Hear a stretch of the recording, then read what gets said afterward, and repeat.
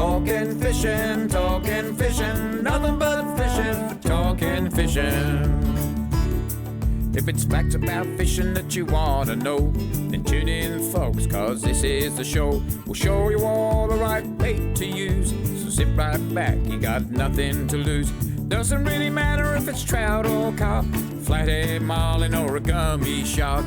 Listen to the guys and you can't go wrong. They'll be talking about fishing till the cows come home. Talking fishing, nothing but fishing, we're talking fishing.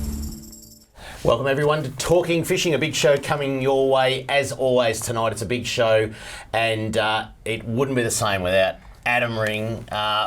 Mate, the amount of kayaks on the Gambie Lake this last week for the big comp, we're going to talk about that in a minute. We are. But the amount of kayaks out there was just phenomenal. Is that right? Phenomenal even. Right. Phenomenal yeah, even. Yeah. I reckon they all probably regretted it massively with the weather they come through. It was a little bit cold. It was cold, wasn't it? I know a couple and ended up started on kayaks and finished on boats. But you know what? That kind of seems like cod fishing to me. It's you know. It's fishing in You're general. out in the elements. Yeah. You're enjoying yourself. Yeah. Trelly, Good. you were there Yeah. at Go Fishing Nagambie, the Correct. biggest competition in Victoria now. I think the biggest freshwater competition in probably the Southern Hemisphere. Yeah, there you go. Amazing. Yeah. Amazing prize money. We're going to see some of the winners very, very shortly. Very good. But anyway, all things that I've heard about it was for the biggest money. fantastic. Yeah, it's insane. It's It's unbelievable. Yeah. And a special guest tonight, Senator Richard Colbeck. He's the current Assistant Minister for Agriculture, responsible for fisheries in Australia. Welcome to the show, Richard. Great. Thanks for having us here. Really looking forward to it. A lot of stuff you're going to announce tonight. For those people at home that don't know, there is a federal election coming up very, very shortly, and we just wanted to get you on the show. You've got lots of announcements about fishing and what the Australian government, and a lot of people don't relate the Australian government to managing fisheries because most of the, I guess, regulation is state-based, isn't it? It is at a local level and an inshore level, but obviously we have responsibility for everything outside 3 nautical miles, so and out to 200. But there's plenty of guys who get out and have a crack in that space, and so there is a lot of interaction, and it's important that there's good engagement between the commercials and the rec guys, and we've got a process underway now that actually facilitates that, which is really good. Hasn't happened before, and there's a few issues we'll talk about tonight that. The hottest one will be southern bluefin tuna because you do have a responsibility. In fact, you have an international responsibility for southern bluefin tuna. That's right. To report to the World Authority. And there's been a bit of controversy, so we're going to cover that tonight. Yep. And just put a few things to bed that have been threats to Victoria. But it's something that you've got a fair responsibility. It's a probably, if not millions, billions of dollars worth of a fishery too. Well, it's a very valuable fishery at an Australian level. It's obviously one that has a number of countries that have interest in it. New Zealand, Japan, a number of others form up the Commission for the Conservation of Southern Bluefin Tuna, which has been set up specifically to try and recover that stock that got down to less than 5% of its spawning biomass.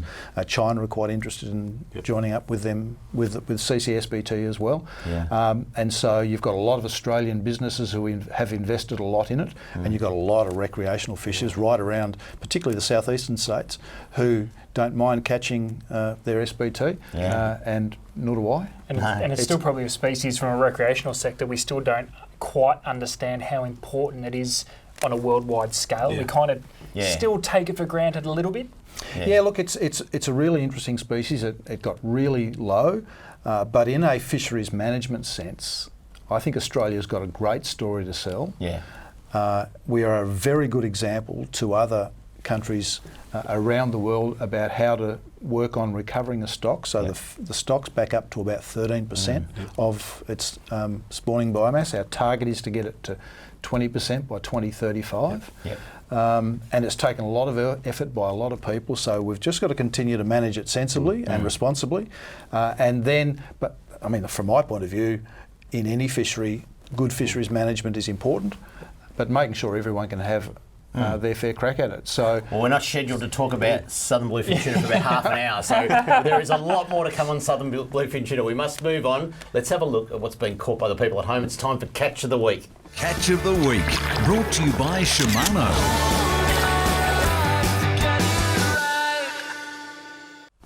Now, Richard, you are from Tasmania. Yeah.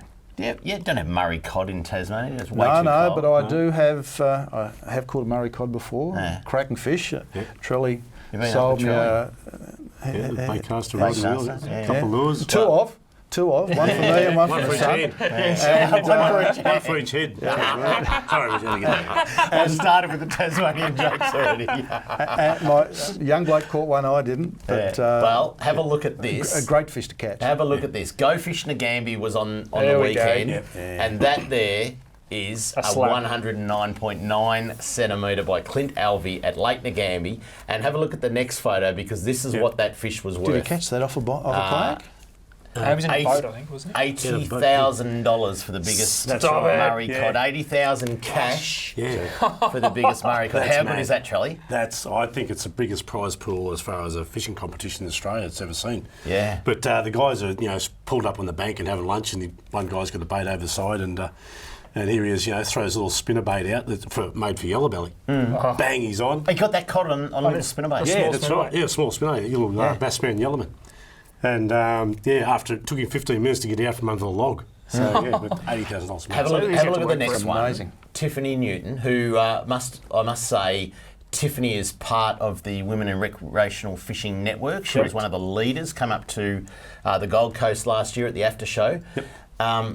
Tiff is just a champion angler now and just really thriving on what's going on.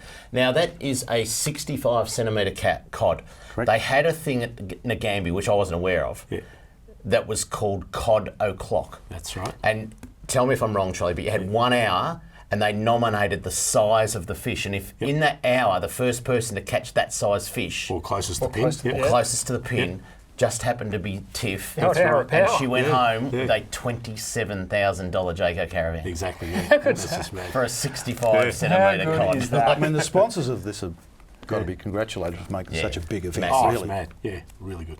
All right, have a look at these for Victorian fish. Richard, Ash McMillan, a lovely 85 centimetre snapper out of Coronella. Now the water temperature's actually dropping quite quick, down to high 16s, low 17s at the moment, but it is prime time for snapper as they exit the bay. Yep, still a couple of weeks left. Absolutely cracker, but what else is really good over in Coronella is have a look at the size of these King George Whiting, Tyler and Tamika, Nice. up around that 48, 49 centimetres. Look at that one in Tyler's left hand. Beautiful That's a fish. beast. Absolutely good fish. It wouldn't be Catch of the Week without a flathead pick, and that flathead have just been dominating, haven't they, everywhere. We've had a magnificent run of yank flathead in Port Phillip Bay particularly, and have a look, Paul Golovkin, I think I got that right, Golovkin, a beautiful flathead off Carrum. Good fish. Gotta be over They're that. getting bigger, Dave. Couple of good fillets. Every season, Oh, yeah. they're getting bigger. Yeah. Over on the western side, Trelly, over near your shop in Geelong, St Leonard's. Have a look at that, the Borg family. Holy. Sherman look at Brown, King George Whiting. Oh, that's a picket Few fence. handfuls. The picket Tell you fence what, a of bit whiting. of beer batter and there's that's fish and right. chips for the next few months. Love it. Let's head up to the bush. Alex Ram, 65 centimetre cod, Strathmerton, Trelly. Yeah, nice that's a fish. great area. Great area for the cod fishing up that way, and it's still fishing well. Yeah. Lake Purrumbete. Oh, we haven't heard of this one for a little bit. I This haven't is cool. seen many It's fish out of exciting. there, but no, most likely big trout and Chinook salmon even out of there. But have a look at the size of this redfin, a 42 centimetre. That's a ripper. That's awesome. Isn't it? Lovely feed of redfin Yeah. right That is a there. ripper. Yeah. And the next one's pretty special.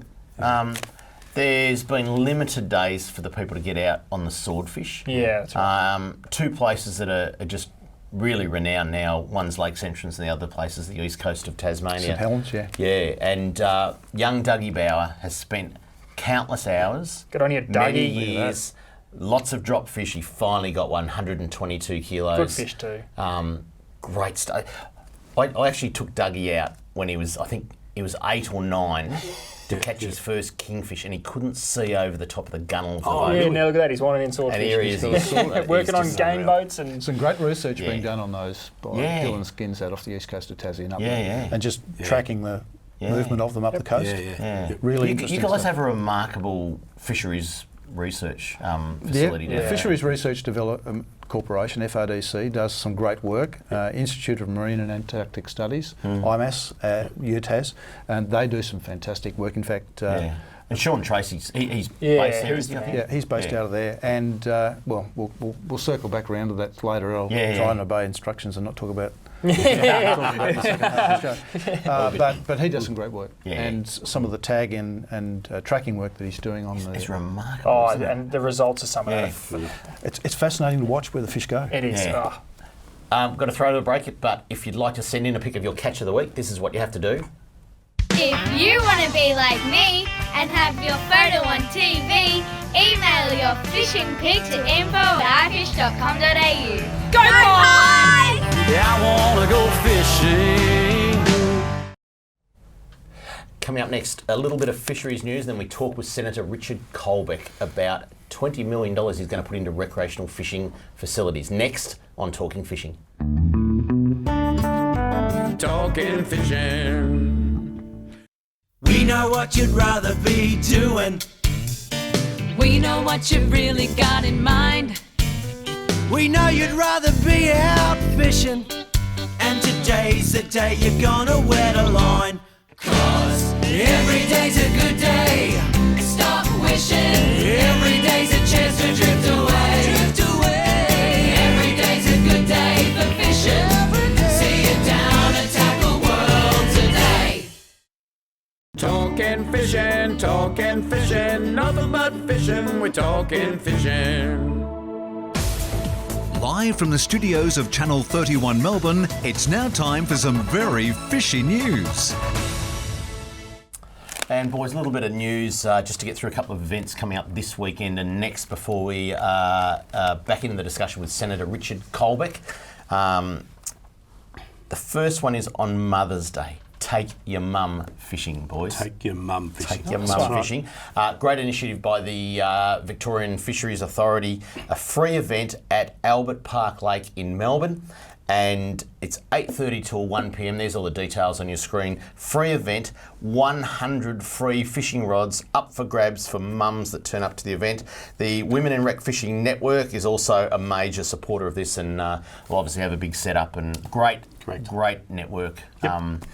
And down there. Just seeing, I mean, Trelly, you've got two of the Women in Rec Fishing leaders now employed at your shops. We've seen Tiff Newton absolutely thriving at fishing, and now that winner of a pretty big prize competition. That's right. Yeah, it's a good thing. She's off. But another Let's hope the great weather's initiative. Let's hope the weather's fine. It'll be You never fine. know in Victoria, as you would know from Tasmania. The other one we is see it's similar stuff. the other one is big event this weekend at Williamstown Gem Pier. All the details on your screen coming up. This Sunday, 5th of May, 10 a.m. until 4 p.m, Gem Pier in Syme Street, Williamstown. Now, there is an out for Richmond Football Club this weekend. Basher Hooley is out, injured, but he will be at the... I don't even know. Is he injured? Or I wouldn't even know. No, but he's he been will dominating. He's been playing really well. Right. He's been really Shows good. how much I care about Richmond. Rod stuck in his hand. Saints are on the way down too, by the way. Yeah, we all knew that was going to happen. Tough matches coming up. Don't pretend you didn't think I was all this going on. I already booked my grand final ticket. See the Saints play. But anyway, Basher Hooley will be there. Great event. 200 free rods and reels available at this event. Get down there with the kids. Going to be a great thing. Free tuition, learn how to cast, clinics, all that sort of stuff. So there you go. Excellent. All right. As we said earlier on the program, there is a federal election coming up very, very shortly. What's the date? If you don't know, you're in strife. 18 May. Let's get that. Write that down. Like a budget question to someone, please. 2.5 weeks to go. That's right. And So counting. On the run. There is a federal election, and it's close. Things are close. It is close. Very tight. But you have quite a few announcements to make about fishing. Yeah, let's kick it off with the number one. $20 million for rec fishing and camping facilities. Tell us about that. Well, we all know how important fishing is right around the country, whether it's around the coastline or even through our river systems. You know, always looking for a boat ramp. And you need good access. We went up to a boat ramp on the Georges River yesterday, had a look. It could do with some work, and on the Sunday, the place was lined with families fishing. Yeah. But the access needs some work. And so we've decided to put $20 million towards that around the country, working with councils to do what needs to be done in various locations. They can come to us, put an application into our process, camping grounds as well, because that's pretty big. Hand in hand. Yeah, that's right. And a lot of people have a fishing camping holiday. Yeah. So you often find those facilities go Victoria, together. a lot of, and at the moment they are run by councils, but a lot of them have actually boat ramps within that parcel of land that they manage, and they have their own boat ramps to manage. So it is hand in hand. I guess one of the things, a question I've got for you is that us as, and Charlie, you put your AFTA hat on, I put my Future Fish Foundation hat on, and we have been lobbying pretty hard the state government to, I don't want to put this too harshly, but kick the councils out and take ownership of the land and have one dedicated authority to manage boating infrastructure, because it is, I think just around Port Phillip Bay there's something like 30 odd management authorities for boat ramps. So, we lobbied hard, and Victoria, although it's been a bit slow, they have now set up the Better Boating Victoria, I think it's called. Yep. So will this be open to them, because they are going to be the management authority of the future running boat ramps? I know you've, in your announcement, you've pretty much said councils. We want to make sure Victoria doesn't miss out. We're not, we've got to make sure that every state has the opportunity. Tassie has Marine and Safety Tasmania, MAST, as we call it. It does a lot of the boat ramps. So, I mean, and so there's an opportunity there if it's being managed by the state, for the state and the Commonwealth to work together. This may piggyback some other funding, perhaps like it being on the working group in the Victorian here with the recreational fishing licence money here. We see grants come through, but they might actually fund a part of it, because it might be part of a bigger picture. So, which works quite well too. Well, the whole idea is to make sure that facilities are up to standard. The boat ramp we went to yesterday was one of the only public access 24-hour public access boat ramp on the Upper Georges River. Pretty famous river system. People love to go fishing up there. So, it's about making sure that those facilities are up to standard. Is this similar States are doing a bit of work as well, which you have to acknowledge. And so, if we can work with them and councils, all three levels of government working together, which we often do, that's great, and we can leverage the money that we've put on the table working with them. There's never enough money for improvements to boating and fishing facilities. Is this similar to, I think, in the John Howard era, the Recreational Fishing Community Grants program? There was a similar program back then. This one's a bit more focused, and there's some other elements that we're doing as well for other parts of the fishery, which we'll obviously get onto as the night goes on. I'll never forget the day, and it was leading into an election, I know, but there was the Recreational Fishing Community Grants program, and they actually they funded a very big kids' day. We had at Casey Fields, and we provided 500 fishing rods and reels to 500 kids that turned up that day. And being an election, Erica Betts came along. He was then Fisheries Minister, and I'll never ever forget the words he said to me. But we looked out over, and it was pouring with rain that day. It was one of those days you're never going to forget, because it was bloody cold. It was pouring with rain. And we looked out over, he's doing a speech, and we're looking over all the parents and the kids, and they're soaking wet. And he just said to me, David, it was only a petty amount that we needed to fund those 500 rods and reels. But he said to me, David, if one child out there today takes up fishing instead of turning to crime, we'll save more than that money in court costs. Oh, absolutely. And it's stuck in my mind that you just got to make a difference to one kid. That's it. And it makes a difference to the world. I've seen kids that they just get the thrill of catching their first fish. Yes, that's right. Absolutely, and it's something that they don't forget. In fact, I remember my young bloke. I mean, the fish was still flapping when it hit the kitchen sink up at the farm when he took it up to show his grandmother. Hey, Grandma, look what I caught. The fish is still kicking. But really excited to catch their first fish. No, don't forget that. Well, we all remember our first fish. That's right, and it's what creates the desire to keep fishing. All right, another one that you actually announced this a few weeks back and didn't get a lot of airplay, but you've announced that you're doing a national recreational fishing survey, which is so needed. Absolutely, and look, this is something that I worked on in opposition before 2013, and at that point in time I said we wanted to do one and then have it done at regular cycles so that you get a good time series of data. Because what's the cycle right now? Every 18 years? Well, the last one was 18 years ago, so you're right, it's well and truly overdue. We had a chat to the States. We couldn't get an agreement with them at that point in time. And so now we've got the University of Canberra, ABARES and FRDC working together with an online methodology that they're developing that can be repeatable so that you can continue to cycle and get that time series of data and it can be done nationally, and we can start to focus and get that information so that we can continue to make good fisheries policy. So you think you got the methodology right? Look, I think we have. So ABARES, that's their thing. They do these sorts of things, these sorts of surveys. Do you know what ABARES stands for, Ads? No. Just testing. Australian. Do you know what it stands for, though? Australian Bureau. See, I got the first two. Charlie, you want to do the next two? Investigation. No, it's ABA. Oh, ABA. What starts with A? Theirs was E in my day. I only know the first two. At least I don't look like a big store now. You don't know I only know AB. Richard, do you? Put you on the spot. Australian Bureau of Agricultural Economics and Sciences, I think it is. Yeah, I knew that. I just wanted to make sure. Resources and Sciences. Resources, don't forget the R. Don't forget the R.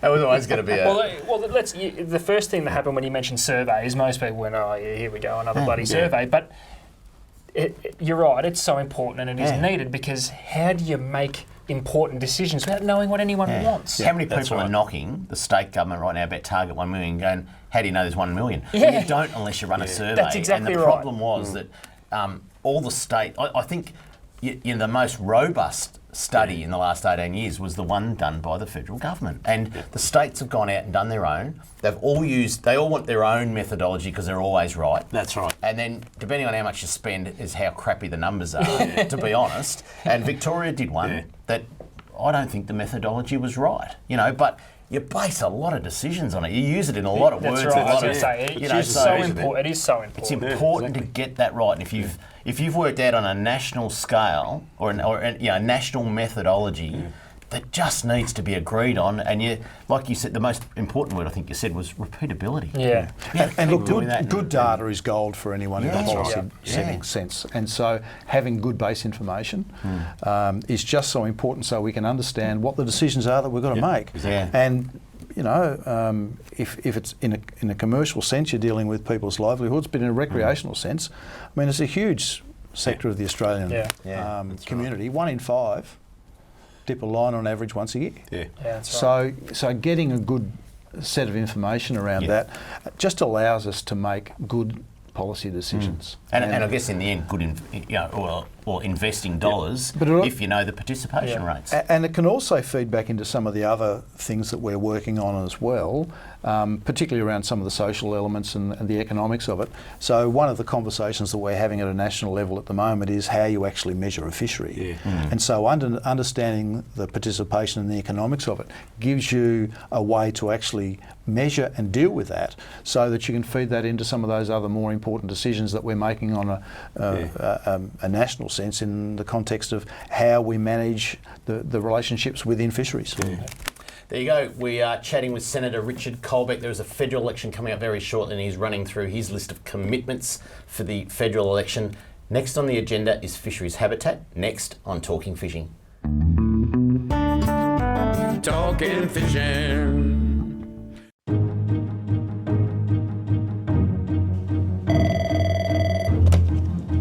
Good morning, spotters. Stephanie speaking.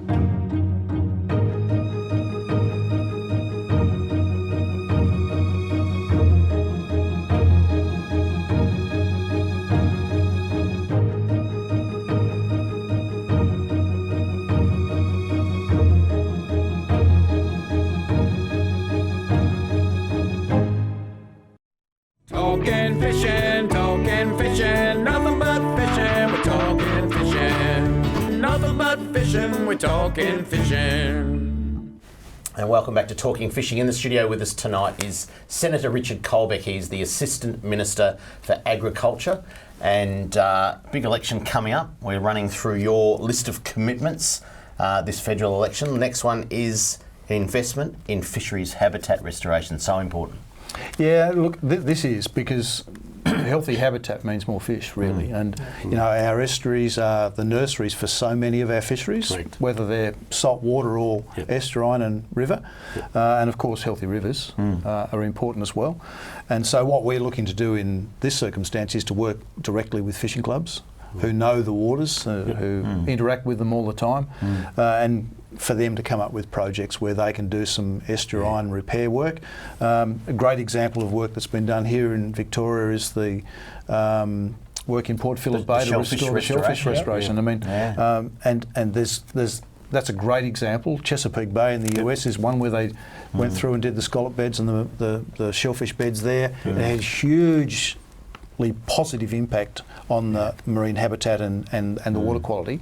And that's about more fish, and and that's a good example of there was a sponsoring fishing club with that whole project with the Nature Conservancy. But I like this one that you've really spelt it out. You want fishing club involvement because the fishers, and particularly clubs that usually have generations of anglers, they know the water. Yeah, they've seen the deterioration. They know the water, they know what's wrong, they have a pretty good idea of what needs to be done, and I've had experiences through NRM and things of that nature where the locals have got through, they've worked their river, they've repaired the banks, they've done some work around the riparian areas and cleaned it all up. They've had flood events come through which have been so much less because they're losing so much less silt into the water, for example. And so this is a way for engagement.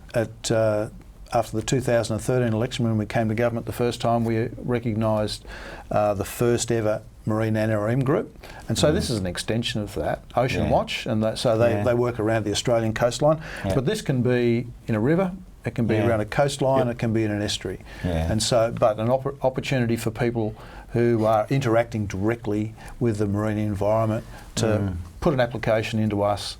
And then do some work on restoration. A classic and I of think this, it's a great idea. Yeah, classic of this, boys, would be the Gippsland Lakes. You know, that they've had fire events, they've had flood events, they've had drought. Yeah, and seen everything. You know, that system is a mess. Now, rightly or wrongly, the nets are coming out of Gippsland Lakes, and it will be a recreational fishing only zone.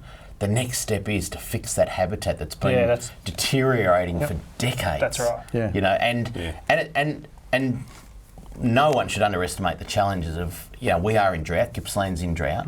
No one should underestimate how that restoration job is. It's a massive job. Look, some of it takes a bit of work. I mean, I've a similar example at home, there's rice grass infestation in one of the estuaries. The locals would really love to get in and do something about it. They need some assistance with some resource. Not necessarily a huge chunk of money that they want, but it can give them the capacity to get in and actually work on that. On that project. And they can engage contractors then too. It's not just volunteers going out and pulling grass or whatever. I mean, there's contractors that do this work. They can bring people in who will run a maintenance program over, or just stay on it, because these things don't. It's not just one pass. You need to come back and maintain what you're doing so that you make sure that you deal with the issue that you're trying to manage. It's like land care, but in the water, isn't it? Absolutely, and we haven't actually had a lot of that in the past. So this is a great addition from my point of view, that we've got something where clubs can interact in the area where they're active, where they know the environment. Is there habitat issues as big in? You obviously see Tasmania, we obviously see Victoria, but Queensland, West Australia, Northern Territory, same issues? You look at any of the major estuaries around the country. Cyclone events. And we get such these massive weather events happening, whether it's drought or cyclone. And for as I said, for a lot of our fisheries, our estuaries are the nurseries, and so what we can do to assist with those things is really important to actually. The fundamental that we've talked about before, which is fish stocks, managing them sustainably, and this is part of it. And the Murray-Darling Basin Plan, I mean, we've seen what's happened there just recently. Minister Littleproud announced, I think it was just last week, at $20 million for restocking and hatcheries up through the Northern Basin to start doing some work on restocking up there. And so, that's just another element of what we're looking to do to maintain or to rebuild the habitat after the drought. I mean, it's pretty tough in those areas where it hasn't rained for 8 years and there's no water around, and there's only one antidote for it, unfortunately, and that's rain. Yeah, that's right. And when you get to those conditions, like you say, a drought's a drought, and give or take, there's man-made dams and all that type of thing. It's still vulnerable to big fish kills and things. But like I say, if you've got some money there to inject into environment and habitat, I mean those places can actually recover really quickly. And a lot of that volunteer work up through there, I mean, it's the lifeblood of all those little towns and bits and pieces along those areas. So it's a great thing. Well, those local areas are really important to the people. There's a lot of local knowledge there too. Yeah, that's right. And, utilising that, taking advantage of it, and engaging with them so that they can help to do their little bit. That's right. And just the fact they can go down and throw a line in, the mental health things of like getting off the farm or getting off the things to do that, which is great. Let's move on. $600,000 for mental health support. Tell us about that. Yeah, look, that's a program largely aimed at the commercial guys, and we all know that there's been a lot of fisheries reform and restructuring going on over the last 15 or 20 years. And some of them are doing it really tough. And so we're looking to establish a program where they have just some trusted people locally that they can go to that can point them in the right direction. It's a program that we're running in a couple of other areas in the rural sector. Okay. And because farmers have got the same thing, haven't they? I mean, farmers in drought are doing it really tough, and having somebody to talk to, being able to have someone direct you in the right direction to guide you where you might need to go to get some help. Let's not hide the fact, boys, that as a rec sector, there has been a big push in recent years for take the nets out of Western Port, Port Phillip, Corio Bay, and you've got to say, the rest of the commercial industry's got to be saying, when am I next? And that, we've always pushed for compassion for those people, and in estuaries it's tough. It's a tough call, but it's happened. That mental angst about, am I going to be next? Am I going to lose my job? They've got to feel like a duck hunter at a vegan convention. Yeah, probably, Charlie. That's a good way of putting it. Well, I mean, you're probably right in that sense. FRDC did some work to show that the commercial fishing sector had some of the worst mental health outcomes in Australia, in any industry. And so, we've got to do something to start addressing that. This is a beginning in that space. But it's important. We've got to look after each other. And some of the work that we're doing at a national level with the formation of the National Fisheries Advisory Council, where we've got the commercial guys, the Indigenous guys, and the recs all sitting around the table. Some seafood retailers. So, all parts of the chain working together to start talk about some of the bigger issues. But we have to start managing some of those things that are happening as well. And so we've had a number of conversations with the commercial guys about, okay, how do we start working on this mental health issue, which is a serious one. And so this is a start of that process. Great initiative. Coming up next, southern bluefin tuna. We are going to hear, are they under threat in Victoria from the federal government? Next on Talking Fishing. Talking fishing. We know what you'd rather be doing. We know what you've really got in mind. We know you'd rather be out fishing. And today's the day you're gonna wet a line. 'Cause every day's a good day. Stop wishing. Every day's a chance to drift away. Drift away. Every day's a good day for fishing. See you down at Tackle World today. Talking fishing, nothing but fishing. We're talking fishing, nothing but fishing. We're talking fishing. And welcome back to Talking Fishing. Senator Richard Colbeck is the Assistant Minister for Agriculture responsible for fisheries federally, and there is an election on in 2.5 weeks' time, we're told. So just want to set the scene for their next announcement, because it is about resource sharing.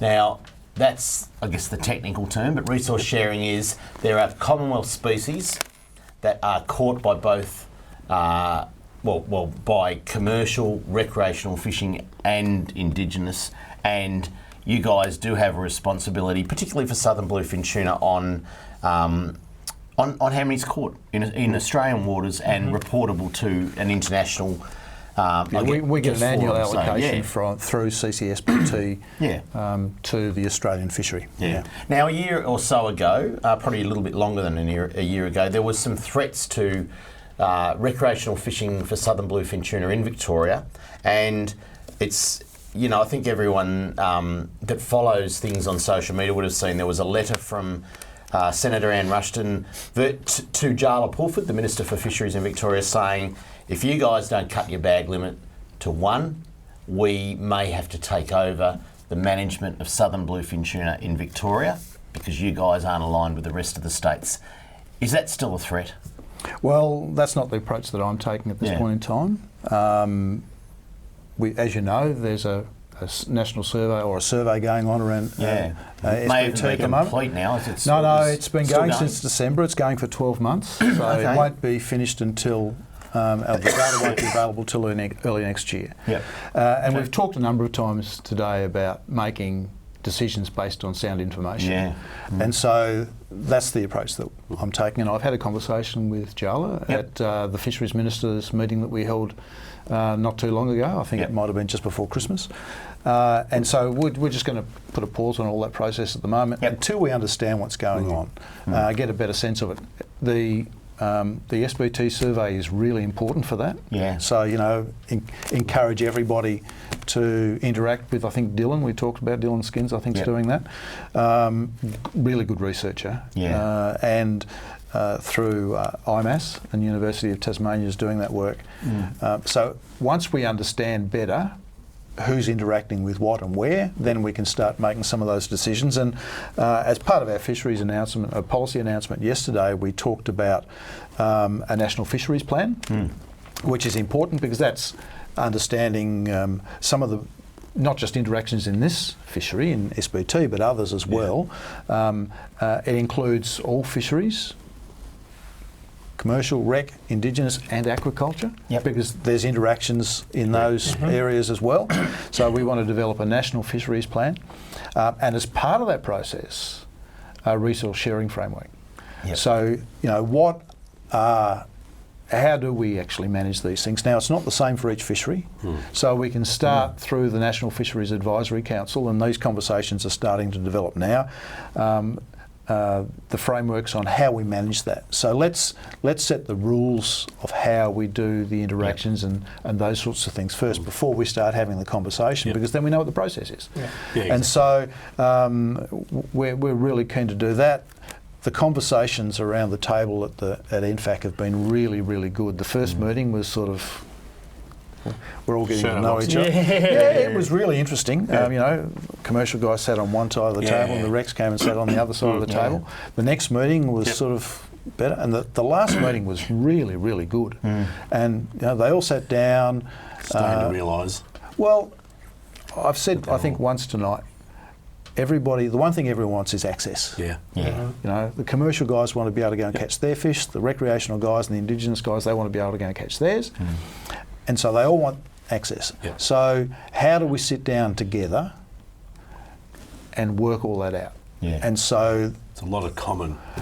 I mean, there are so many things that are common between the groups. There are some things they don't agree on, and we, you know, even had that conversation yesterday at the launch of our fishing policy. But let's develop a framework on how we manage that. Now, there's some fisheries that the recos don't directly interact with, but they feel that there has an influence. So, you know, there's all of those things to start to consider, and we're working really hard to bring people together. So rather than shouting at each other from opposite rooftops, we can sit down around a table. There's a resource sharing framework that sets out some parameters that work out how we actually manage this. Now, SBT, I don't reckon you could have picked a harder one to start with. That's right. It's probably the toughest of the lot, but you know, we all recognise that it's an important fishery, really important for the commercial guys, particularly over in Port Lincoln, who have invested a lot of money in their quota. You know, they've important for Australia because it's a massive export. It's a great export fishery, and it's got capacity to grow. We know how much people enjoy catching it. I mean, it's a real rush. I mean, I caught one just inside Tasman Island on one day when there's 40 knots of wind blowing, and you know, so but a great rush to get the fish on board. So, I get that. And so we've got to find a way to work together to get through that process. And so pushing it too hard without the right information, I think, so isn't the right way to go. So what I said to Jala last time I saw her, let's get the survey done, let's have some good information, and let's be able to sit down and make our decisions based on good information. And I think that's the fairest thing for everybody. It's high stakes for everyone. I know what you're talking about for starters. And so that's the approach that we'd like to take. And you don't have those pressures of somebody imposing or moving in or climbing over. We can sit down and we can work out the I guess there's all sorts of rumours too about the commercial industry being so wealthy in South Australia, funding the Liberal Party and all that sort of stuff, and it's just got to get back to good research and make some really good decisions based on that knowledge. Yeah, look, and look, they've made big investments, and yes, it has been a pretty lucrative industry. Prices aren't all that flash at the moment, and it's tighter over there. And some of the quotas actually going to line court now. So the fishery, it's not static; it changes and it moves with different economic conditions. As I said earlier, the Chinese are starting to become interested in it as well, which is a good thing if they engage with the process. But overall, where we are with SBT is a really good story. We've managed to help this fishery recover from less than 5% of its spawning biomass to about 13. We've got a target for recovery, and all of us play a part in reaching that target. And if we work together to do it, we can all have a good time. The commercial guys can do their bit; they can make their dough out of selling a really high quality product, and the recreational guys can go and catch a fish when they want to. That's right. And that's got to be the objective that we all put in place for ourselves, because that's what's going to be important. Nothing would make me happier to see the recreational guys getting out and having a really good time catching SBT. It's a great fish. I've got to say, I'm really impressed with the work that's being done with the Tuna Champions program. I don't know whether you've seen any of that. We have. And I talked about the fish that I caught off Tasman Island. I only wish I understood better how to manage the fish that I do now. And I learnt that by going over to South Australia and watching them do their harvest. And those guys take the fish out of the water. They're off the other side of the boat in probably less than 2 minutes. They're spiked, they're bled, they have the cord up the spine. They're gilled and gutted and into a slurry in probably 90 seconds to 2 minutes. Wow, that's amazing. And that's about a quality fish to go into the market. Now, that sort of information is now starting to come to the recreational sector through the stuff that Tuna Champions is doing. And I reckon that's really good. Yep. Excellent stuff. All right, coming up next, we are going to tell you some hotspots to fish this weekend, and we've got a little bit more to talk about with Senator Richard Colbeck next on Talking Fishing. Talking Fishing. G'day, Callan here from Paul Worsland's Tackle World Cranbourne. Supercharged batteries have been supplying maintenance-free marine batteries since 2001. The Seamaster Gold range is second to none, delivering superior starting power and reserve capacity. No need to top up with water, truly a fit and forget battery. With up to 2 years replacement warranty, you know you have quality. Your battery is your lifeline. Without it, you're dead in the water because it's bloody hard to push start. I've got a Seamaster battery in my boat. Make yours a Seamaster Gold today. Talking fishing, nothing but fishing, we're talking fishing. And now the segment you've all been waiting for. Hotspots, brought to you by Seamaster Batteries. All right, I haven't even looked that far ahead. What's the weather this weekend, boys? I've got no idea. It's always a good day for fishing, Dave. Is it? Yeah, every day's a good day for fishing. Yeah, that's right. Yeah, exactly. All right, we better get on with Wind, hotspots. dust, rain. There's always someone who's prepared to go That's fishing. exactly There's right. always someone who's prepared to go Well, fishing. if we can put you on to one spot where the King George Whiting, I reckon it's about this time of year it kicks in, the capital of Port Phillip Bay for King George Whiting is St Leonard's is our number one hotspot. And Just the start of the whiting season for St Leonard's. When everyone else finishes fishing for them, St Leonard's fires up. Yeah. calm day, there'll be 50 boats there. And we saw the kids in Catch of the Week. They had a couple of good big fish. fish, yeah. Another one, as I said earlier on in the show, the water temperature is slowly starting to dive in Port Phillip Bay, and that means the snapper start heading out. The snapper are on the chew at the moment, and there's no other place that's fishing better than Mornington in around 17 metres of water, boys. Tide change is crucial. Oh, a bit far out for a kayak, mate. Bit far out for a kayak? Bit cold. Or I'm just weak, one or the other. Bit cold. They have to come back to their Ugg boots and Adam loves his kayak, which Ugg boots on the kayak, that's the thing. That happens. I'm not sure that'll catch on. Let's head over to Western Port, and it is that time of year also when the water starts to cool, the calamari get big. They start coming in, they're getting ready to do their stuff, and Flinders Pier has got to be the best land-based fishing spot for calamari right now. That's it, and one of the few places where bait fishing for calamari. So on a spike under a float, that is one of the most popular and effective ways of catching squid flinders. Yeah, but whiting. Yeah, or just Tommy Ruff or the pilchard even. Little pilly, seen that. The next place, we've seen it feature in the last couple of weeks on Catch of the Week, Coronella is fishing sensational for snapper and whiting, boys. Yeah, Coronella being a little bit quiet, as we've seen snapper caught everywhere, but we saw in Catch of the Week again. 6 kilo snapper around, plenty of whiting. The boat ramp will be full again, Dave, this weekend. It will, I know. That's how it rolls. Charlie, let's head up to the Murray River, because the Murray River is fishing sensationally for Murray cod. It has. And the next one is Cobram. Tell us about Cobram. Yeah, so now the pressure's off. The pressure's been off Cobram last weekend because of Go Fishing Again. A million people there. But Cobram's been fishing quite well for the last few weeks, actually. Some big Murray cod. Bait and lures up that way, and the river's running pretty constant at the moment. There's a bit of a flow down there, which is it's one thing in a drought. We always get that sort of constant, still clear flow, not sort of influenced, muddy water by rain, but it's fishing really well. All right, and the last one, lucky last, is also up on the Murray. That Mulwala is just fishing sensational as well. This place is an unbelievable place, Mulwala. It's insane. The top of Mulwala is just fishing, the big jackal type lures and beardless lures and that type of thing. They're throwing them. They're using monster rods, 9 foot long, and these big long swim baiting phenomenon. And just bringing back swim baits and that type of thing is just working sensational. And there's some big fish in there. And now we're releasing everything over 75. I mean, those fish, they're coming around again and again. Yeah, I was up there a couple of weeks ago. I could not believe the number of boats. It's amazing. Amazing the number of boats. Mulwala is on the map well and truly now with the cod thing being it's awesome.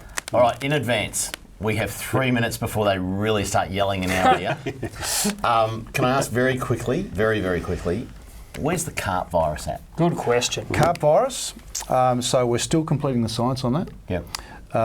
There's a bit of work to do there yet. That probably won't be done until probably close to the end of the year. Do you think we're going to see it released?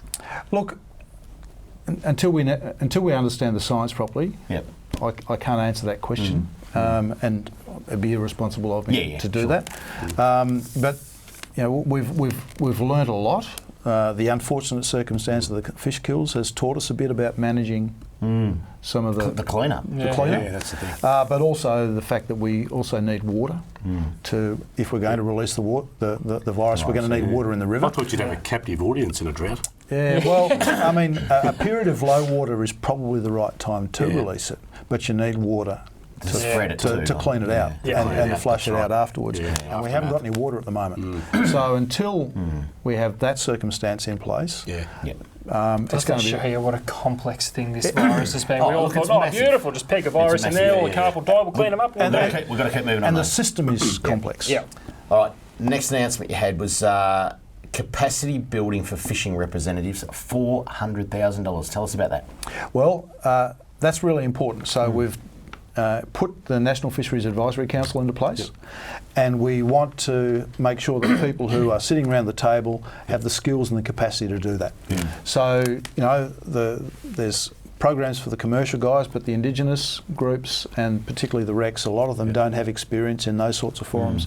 So how does a fisheries management system work? Those sorts of things. So we're looking to, and one of the things that we discussed at NFAC was that we need to do that, is to build capacity with those people who are going to be representing their various sectors at the forums that are going to be making the decisions that are important.